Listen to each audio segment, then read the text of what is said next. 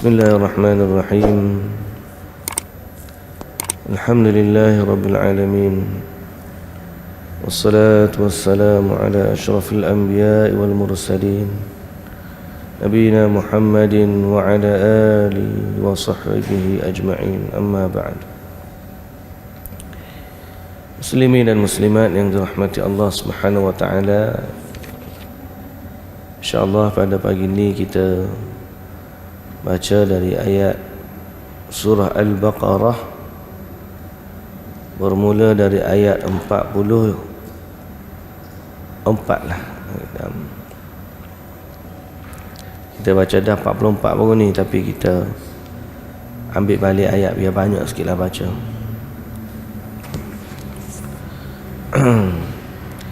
A'udzu billahi minasy syaithanir rajim.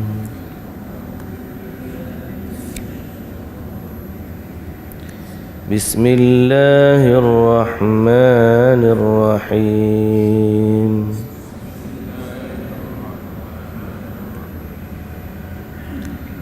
أتأمرون الناس بالبر وتنسون أنفسكم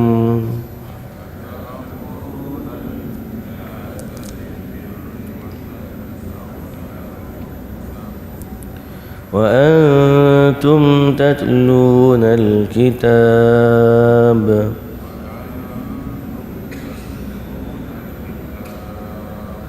أفلا تعقلون واستعينوا بالصبر والصلاة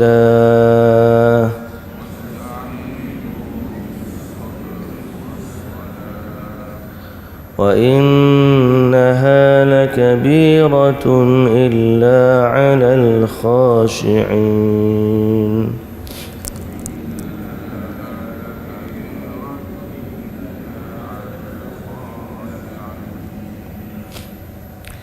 الذين يظنون أنهم ملاقو ربهم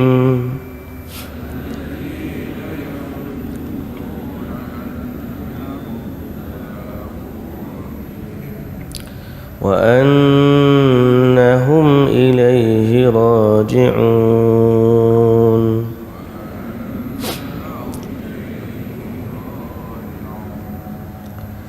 يا بني إسرائيل اذكروا نعمتي التي أنعمت عليكم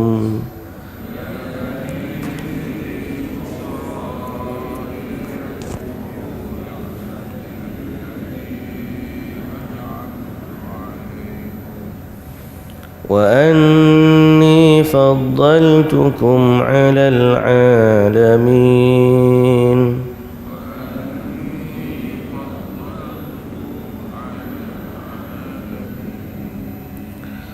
واتقوا يوما لا تجزي نفس عن نفس شيئا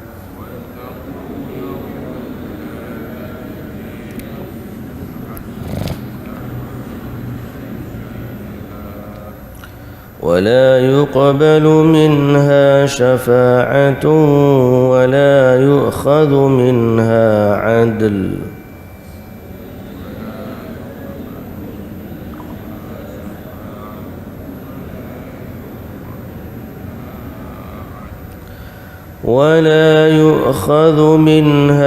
عدل ولا هم ينصرون.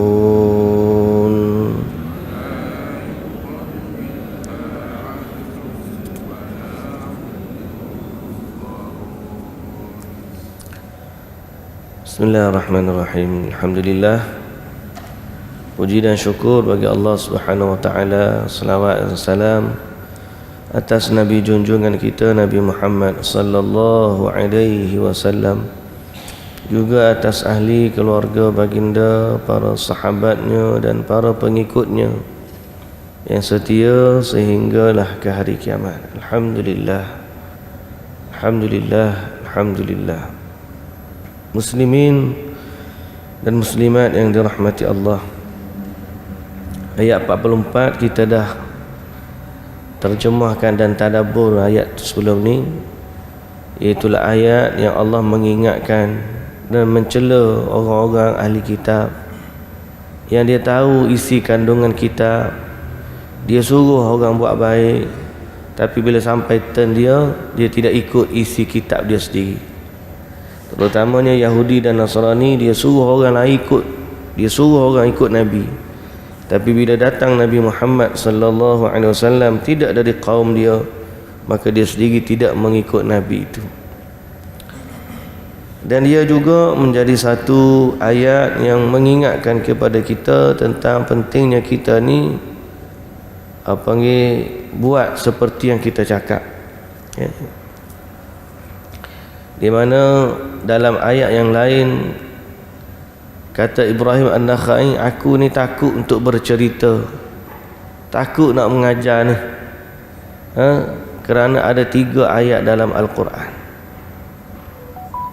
Ayat pertama, ayat ni lah, kita baca ayat 44 surah Al-Baqarah.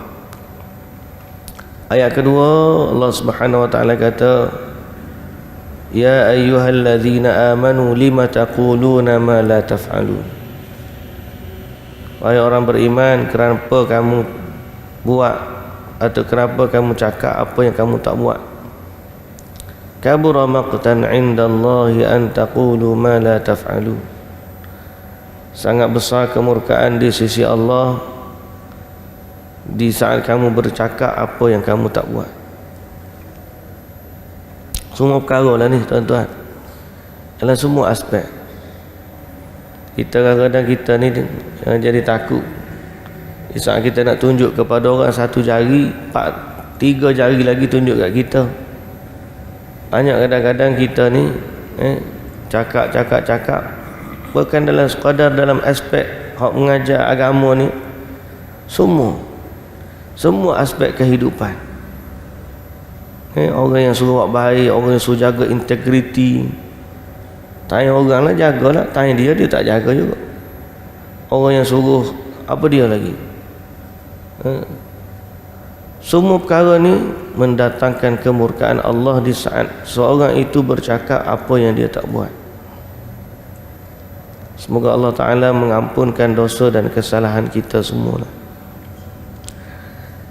Yang ketiga, ayat kata Allah Azza wa Jalla tentang Nabi Shu'aib, ma uridu an ukhalifakum ila ma anhaakum anh in uridu illa al-islah mastata'tu.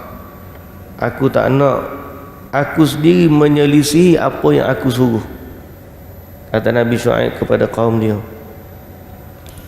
Aku tak nak aku sendiri menyelisihi kamu, menyelisih apa yang aku larang. Maknanya aku akan buat, tiba-tiba aku sendiri buat. In uridu illa al-islah, aku ni nak buat benda baik je. Dan wa ma taufiqi illa billah, di akhir tu dia kata, tidaklah aku dapat buat semua aku nak buat ni dari sudut kebaikan melainkan dengan taufik dari Allah. Jadi kita memintalah dengan Allah Subhanahu wa taala, mudah-mudahan Allah Subhanahu wa taala beri kekuatan kepada kita untuk jaga amal-amal kita, perbuatan kita, biarlah sesuai dengan apa yang kita cakap, sama ada dari sudut kehidupan beragama ataupun dari sudut nilai-nilai kehidupan yang lain di luar sana. Biarlah kita ni sama seperti apa yang kita cakap. Bahaya. Sebab cakap ni mudah, buat tu payah. Betul Allah mencela orang yang suka cakap tapi tak buat. Lebih baik kita ni tak cakap banyak tapi buat je ni. Tapi nak istiqamah tu memang payah lah. Kena mujahadah dia panggil. Mujahadah ni tahan, usaha, ikhtiar dan diiringi dengan istighfar. Mudah-mudahan Allah Subhanahu wa taala jaga kita semua. Ayat 45 yang kita baca, wasta'inu bis-sabri was-salah wa innaha lakabiratun illa 'alal khashi'in. Mintalah pertolongan dengan sabar dan juga salat. Wasta'inu bis sabri was salah, mintalah pertolongan dengan sabar dan salat. Wa innaha lakabiratun, dan sesungguhnya salat itu amatlah berat kecuali bagi orang-orang yang khusyuk. Kecuali bagi orang-orang yang khusyuk. Jadi Allah Subhanahu wa taala memerintahkan hamba-Nya yang bercita-cita nak kepada kebaikan dunia dan akhirat, kena banyak sabar dan kena banyak salat. Mintalah tolong. Maksud di sini, carilah kekuatan kamu, carilah jalan menuju akhirat kamu dengan melalui jalan sabar dan juga jalan salat. Berkata Muqatil, ista'inu ala talabil akhirah bis sabri ala al faraid was salah.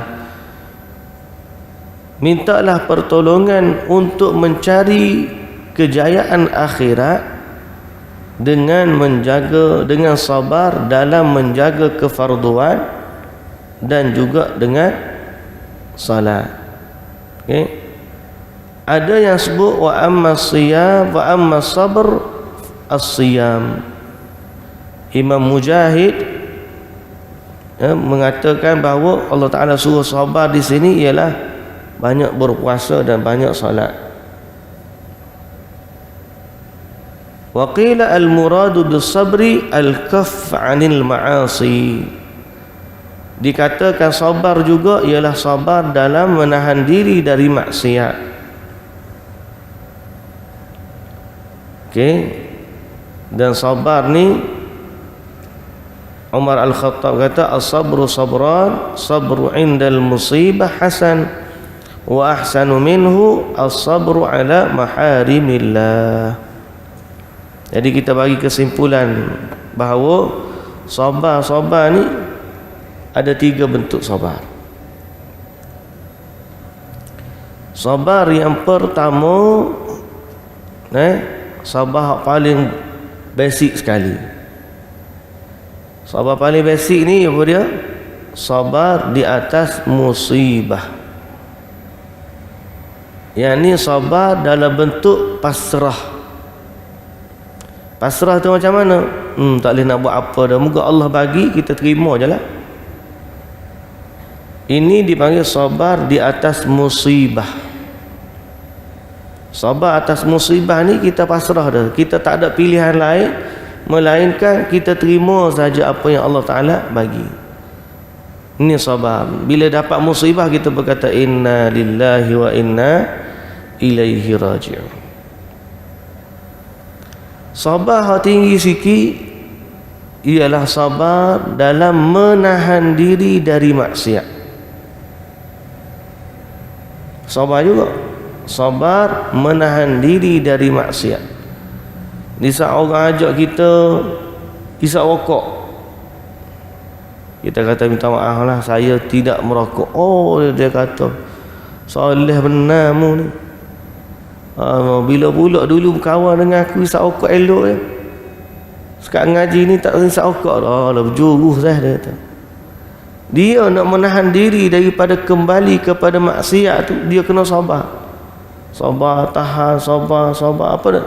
Sabar dari melakukan maksiat. Kita nak elakkan diri daripada perkara-perkara yang Allah murka, Allah haramkan. Seorang bekerja nak jaga diri dia daripada sifat pecah amanah, dia kena sabar. Ujian mari kat dia, duit bawah meja, duit kopi, duit berapa mari. Kita hak tak duduk situ, sedaplah kita kata, oh apa orang tu macam ni, oh apa orang ni. Tapi kalau duduk di situ, fitnah tu memang ada. Jadi siapa yang boleh sabar daripada ujian maksiat itu, maka itu termasuk kesabaran yang tinggi. Sabar dari melakukan perkara-perkara yang dimurkai oleh Allah Subhanahu wa taala. Itu nombor 2. Nombor 3, sabar paling tinggi ni ialah sabar dalam mentaati Allah. Sabar dalam melakukan ketaatan kepada Allah. Bila kita solat, nak istiqamah tu kena sabar. Kita baca Quran, nak istiqamah tu kena sabar. Dan sabar dalam mentaati Allah ni merangkumi semua bentuk apa yang diperintahkan oleh Allah Subhanahu wa taala. Bagaimana contoh Nabi sallallahu alaihi wasallam bila ditanya tentang pemimpin yang zalim, sehingga waktu mereka pemimpin ni pukul rakyat dia, rampas harta dia, Nabi pesan, bersabarlah sehingga kamu bertemu dengan Tuhan. Jadi kita sabar dalam mentaati pemerintah. Sebab apa? Sebab itu perintah Allah Azza wa Jalla. Nabi sallallahu alaihi wasallam kata, isma' wa ati'. Nabi sallallahu alaihi wasallam bersabda, usikum bi taqwallah was-sam'i wat-tha'ah wa in ta'ammara 'alaikum 'abdun habasyi. Dengar dan taat.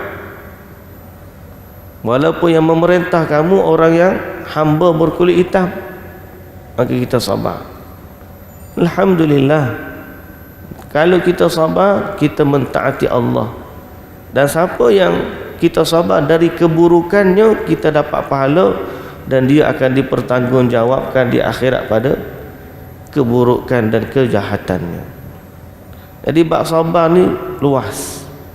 Sebab tu Allah Ta'ala kata, ya ayyuhallazina amanu sabiru wasabiru wattaqullaha la'allakum warabitu wattaqullaha la'allakum tuflihun. Wahai orang beriman, sabar dan tahanlah diri dengan kesabaran. Maknanya sabar tu satu ibadat. Nak tahan dalam sabar tu ibadat juga.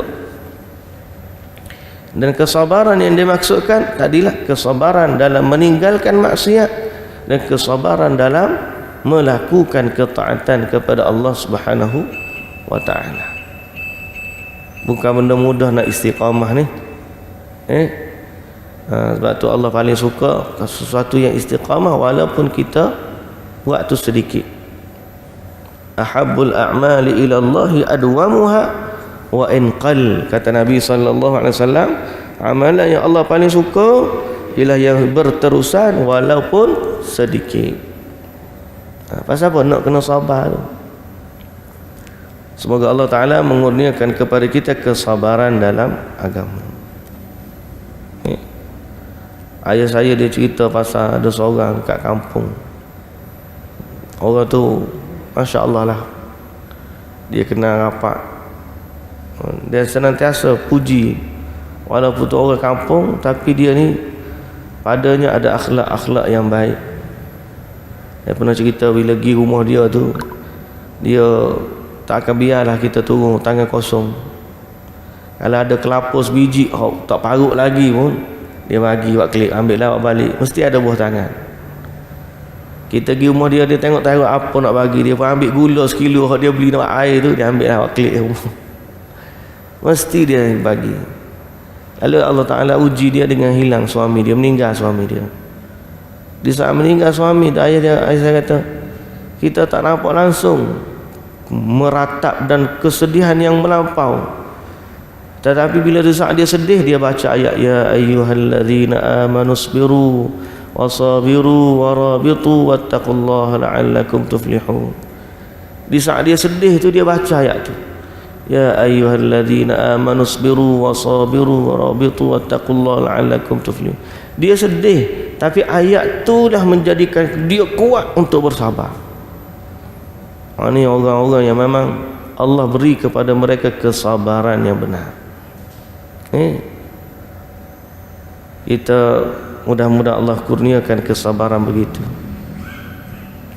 Tapi yalah, di saat kita tidak ada uji, kita tak tahu. Tengok uji baru tahu.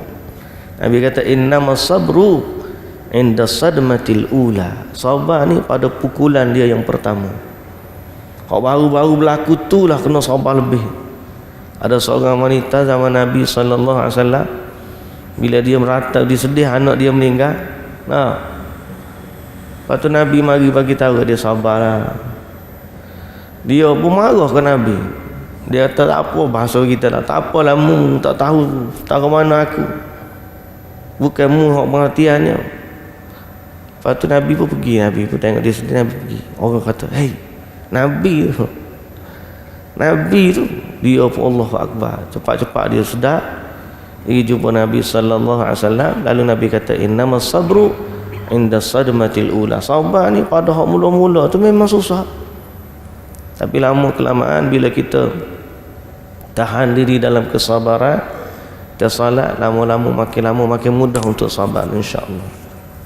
Baik, itu sifat yang pertama. Kalau kita nak akhirat, kena banyak sabar. Yang kedua, was-salah. Ista'inu wasta'inu bis-sabri was-salah. Yang kedua ialah salat. Dan salat ini termasuk pertolongan yang paling utama, paling besar dalam istiqamah atau as-sabat fil amr, untuk diteguhkan dalam sesuatu urusan. Salat ni kesabaran yang paling utama. Wa yahtamilu nazari utlu ma uhiya ilaika minal kitabi wa aqimis salah inna salata tanha 'anil fahsya'i wal munkar. Kerana bila kita nak jaga diri kita dalam urusan akhirat, kita salat, dan salat itu menjaga diri kita daripada perkara keji dan juga mungkar, sebagaimana Allah Subhanahu wa taala kata macam tu. Baik. Jadi Allah Subhanahu wa taala suruh kita sabar dengan salat. Kalau tuan-tuan nak cari akhirat, dua senjata utama ini. Kalau nak kebaikan dunia dan akhirat, juga dengan dua senjata ini, sabar dan salat. Sabar dan salat. Apa saja berlaku dalam hidup kita, berhenti sekejap, duduk sejenak, sabar. Lepas tu ambil wuduk, salat. InsyaAllah banyak benda dalam hidup kita ni akan beres. Kerana ini adalah pesanan dari Allah Subhanahu wa taala kepada hamba-hambanya. Wa innaha lakabiratun illa 'alal khashi'in. Dan sesungguhnya salat itu amat berat kecuali bagi orang-orang yang khusyuk. Baik. Jadi memang kita kata mudah dua senjata tu je, tapi bila nak buat tu tidak mudah. Kerana sesungguhnya hanya orang yang khusyuk yang tak rasa berat solat. Kalau dia tidak berapa khusyuk, dia tak rasa nikmat solat dia.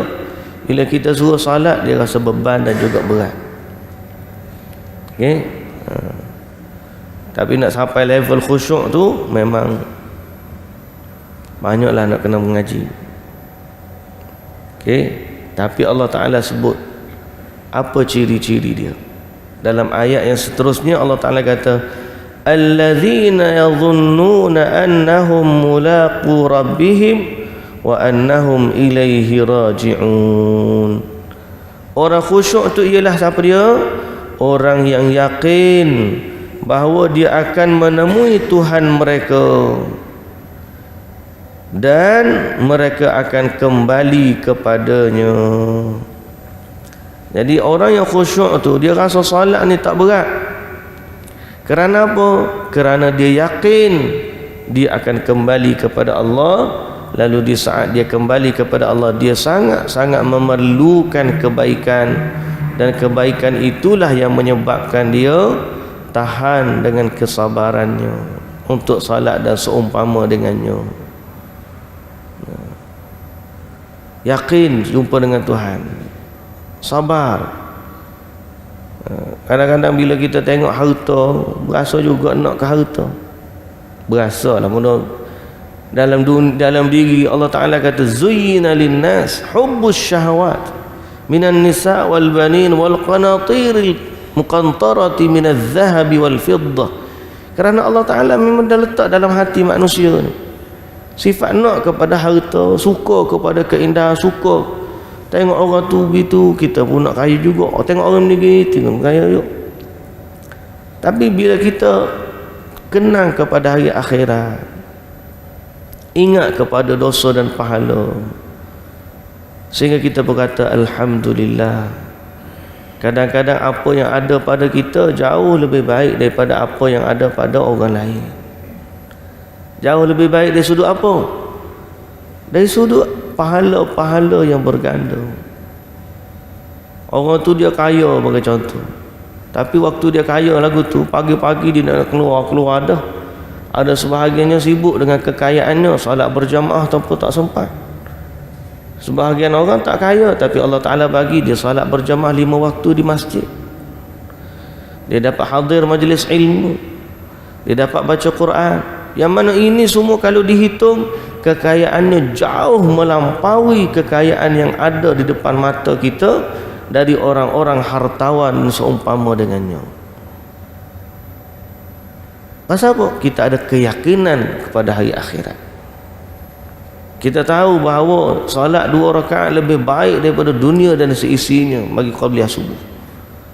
Kita tahu dan sebagainya. Sebab itu Nabi SAW baginda memandang akhirat lebih daripada memandang dunia. Dan kalau kita tidak diberi sekalipun, kita susah fakir sekalipun, tetap juga kita rasa tak berat. Kerana apa? Kerana kita tahu di sisi Allah itu lebih banyak dan lebih baik. Boleh jadi Allah Ta'ala nak bagi kepada kita sesuatu yang berkaitan dengan akhirat, dengan sabar dan juga salat. Kalau orang kaya, beribadatlah kepada Allah dengan hartanya. Tapi kalau orang fakir, beribadatlah kepada Allah dengan kesabarannya. Okay? Dan sabar itu sesuatu yang besar di sisi Allah Subhanahu wa Ta'ala. Jadi nak khusyuk ni sifat dia keimanan kepada hari akhirat. Jadi siapa yang salat, kalau nak rasa khusyuk dalam salat dan nak rasa ringan serta diberikan rasa kemanisan ibadat dalam salat, ayat yang ke apa tu? Berapa kita baca tadi, wasta'in wa innaha lakabiratun illa khashin alladzina yadhunnuna annahum mulaqu rabbihim. Mereka yang yakin, ayat 46, bahawa mereka akan bertemu dengan Tuhan mereka dan mereka akan kembali kepadanya. Lalu Allah Subhanahu wa Ta'ala kata selepas daripada tu, ya bani Israel, udhkuru ni'mati allati an'amtu alaikum wa anni faddaltukum 'alal 'alamin. Wahai orang-orang Bani Israel, ingatlah kepada nikmat-nikmat yang Tuhan bagi kepada kamu, dan antaranya ialah wa anni faddaltukum 'alal 'alamin. Kami muliakan kamu lebih daripada orang-orang lain di atas muka bumi ini. Zaman dululah, zaman dia beriman kepada Allah dan ikut syariat Nabi Musa AS.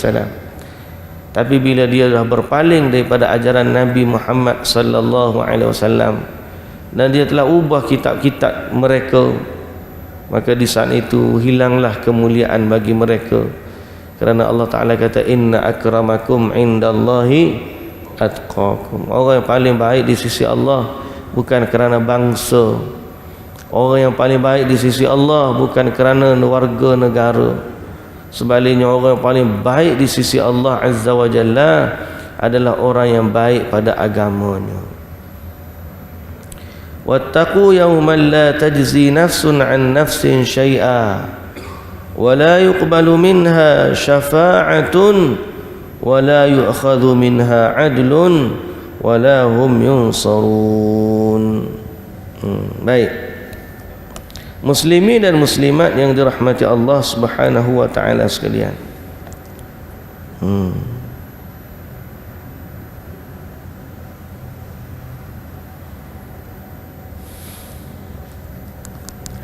Allah Subhanahu wa taala akan tanya kita semua sebagaimana Allah Taala perintahkan Bani Israel supaya ingat nikmat-nikmat yang Allah bagi kepada mereka. Dalam hadis yang sahih diriwayatkan bahawa Nabi sallallahu alaihi wasallam bersabda, hadis ini ada dalam riwayat Imam Muslim, anna Allah Ta'ala yaqulu lil 'abdi yawmal qiyamah alam uzawwijuka alam ukrimka alam uzawwijka alam ukrimka alam usakhir lakal khail wal ibil wa adharka tar'asu wa tarba' fayaqulu bala fayaqulu Allah Ta'ala adhananta annaka mulaqi fayaqulu la fayaqulu Allah al-yawma ansaka kama nasitani. Bila Allah Subhanahu wa taala tanya di hari akhirat, Allah Taala akan tanya hamba dia, bukankah aku mengahwinkan kamu? Kamu ada isteri, kamu ada suami, itu nikmat sebahagian daripada nikmat.